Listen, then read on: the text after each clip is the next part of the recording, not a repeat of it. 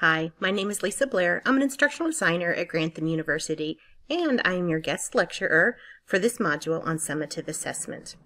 Now, summative assessments are typically thought of as exams, like the midterm and the final, but they can also be projects or research papers that you have students work on throughout the duration of the course, and this is a way for students to demonstrate their mastery of the course objectives. So let's talk a little bit about summative assessment. It's a high-stakes performance, and there's only one attempt. There's no do-overs, so it's a pretty big deal. Now, when we talked about backward design earlier in 975, we decided that we need to start with the course objectives in order to make sure that everything in our course builds on that foundation. Same thing with summative assessments. That's why we're starting now in week 1 to design these summative assessments. Our goal is to map the course objectives with the different levels of Bloom's taxonomy. Now, in Bloom's taxonomy, there's 6 levels of cognitive processing. So in this image, let's take a look at the different levels. Starting at the bottom, remembering, understanding, and applying, these are called the lower order thinking skills, or the LOTS. We would expect to focus on these in the 1 and 200 level courses. As we move up, we look at analyzing, evaluating, and creating. These are the HOTS, the higher order thinking skills. They require a little bit more complexity in processing concepts and ideas. We would expect to see the HOTS used in the 3 and 400 level courses at Grantham University.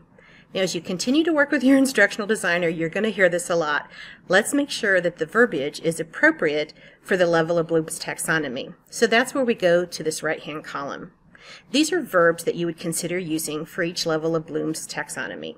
So you're not only going to use these verbs when you're writing exam questions, you will be using these verbs if you revise the course objectives. You will use these verbs when you're writing the discussion prompts and when you're writing the assignments for your students that they'll be doing weekly throughout the course. Assessing the assessment. Have we done it the right way? There are a couple of ways that we assess the assessments.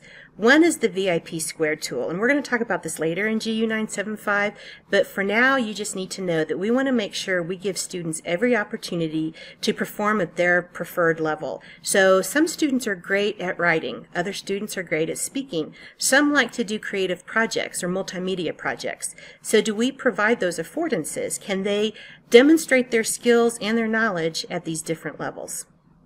Does the exam or the project provide a real-world problem for students to solve?